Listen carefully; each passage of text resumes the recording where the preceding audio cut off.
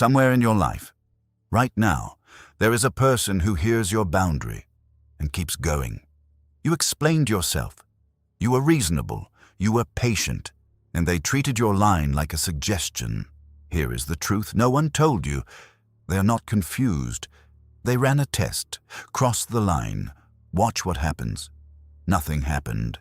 So the line stopped existing. You are not dealing with a misunderstanding.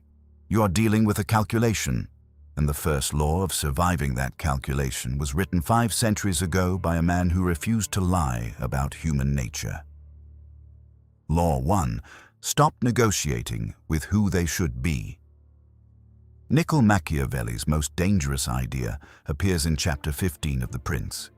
He said he would write about the effectual truth, how people actually behave, instead of how they ought to behave, because anyone who builds his life on how men should act, among so many who don't, prepares his own ruin. Now look at your boundary. You shouldn't speak to me that way. You should pay me back on time. You should respect my hours. Every one of those sentences is addressed to the person they ought to be. The person in front of you responds to one thing only: what crossing you actually costs. Modern scenario: a relative who borrows money, misses every repayment date, and asks again. You lecture them about responsibility. Nothing changes, because the lecture is free. The mistake: appealing to conscience when the incentive still rewards the behavior. The strategic response: change the incentive, not the speech. I don't lend anymore. I can help you build a budget instead. One sentence. No exceptions, no debate. Your action: take your most violated boundary and rewrite it from a should into a will. Not, you should respect my time, but when meetings start late, I leave at the scheduled end. What they should do is theirs. What you will do is yours. But that is only the first layer, because once you attach a consequence, most people deliver it in the one way that destroys them. Here is what this video gives you. By the end, you will know how to enforce a line once instead of forever, how to read a provocation before you answer it, and why the quiet killer of your authority is not anger. It's something far more corrosive that Machiavelli named directly. If you want lessons like this, power, psychology, and human behavior converted into systems you can run in real life, subscribe to Power and Strategy. Law 2.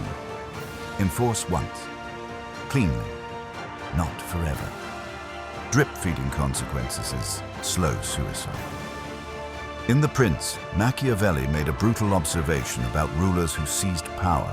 Harsh measures, if they must come, should come at once, while benefits should be given out little by little. Men who stretched their severity across years bred endless resentment and never gained security. He was writing about states. The modern application is this: a boundary enforced in 100 small nagging doses trains people to tolerate you. A boundary enforced once, completely, trains people to remember you. Modern scenario: a co-worker keeps presenting your work as his. You've dropped hints for months, sarcastic remarks, sighs in meetings. Each micro-protest costs him nothing and costs you credibility. The mistake: continuous low-grade friction instead of one decisive act. The strategic response: document 3 instances with dates, then 1 meeting, with him or with your manager, laying out the record calmly once. Not a campaign, a single, complete correction, then return to being easy to work with. Your action: pick the conflict you've been managing in fragments. Design its one clean enforcement. What you'll say, to whom, with what evidence, and schedule it. Write "I enforce" once in the comments if you're done with the drip.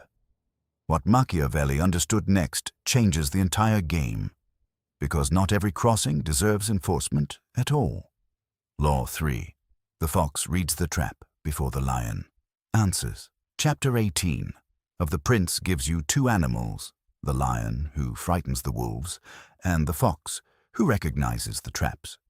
Machiavelli's warning: those who live only as the lion do not understand what is happening around them. Some boundary violations are not attacks. They are bait. Modern scenario. A stranger, nor an old rival, mocks you publicly online.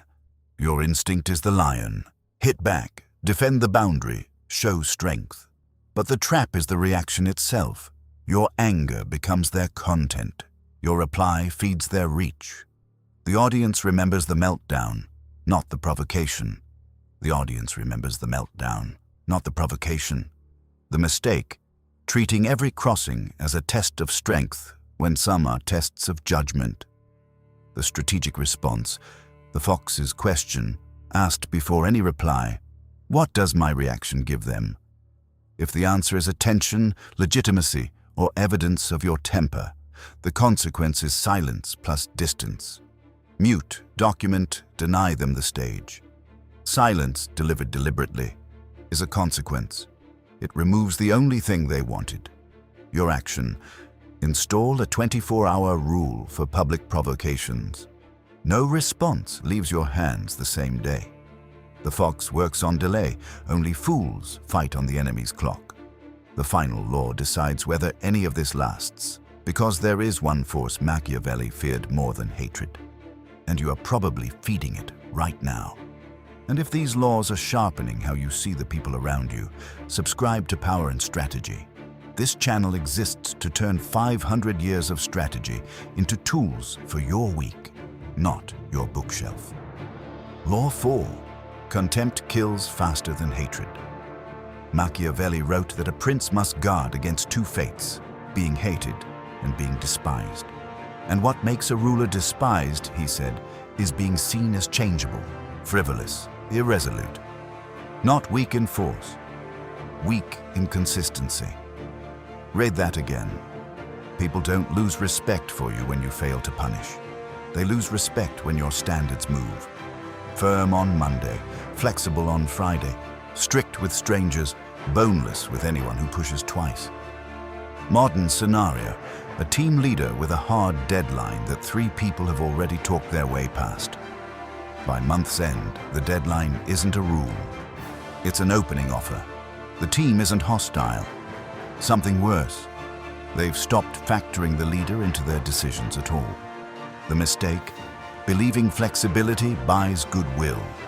Selective enforcement doesn't read as kindness. It reads as randomness. And randomness breeds contempt. The strategic response. Fewer rules, total consistency. Announce only the standards you will hold for everyone, including the people you like, including yourself. A small line held always outweighs a grand line held sometime. Your action. Tonight, cut your standards down to the 3 you will never bend. Delete the rest. What survives the cut becomes your reputation.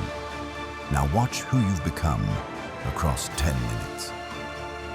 You enter as someone explaining boundaries to people's better nature and watching them get stepped over. You leave as someone else entirely. Someone who addresses incentives, not ideals.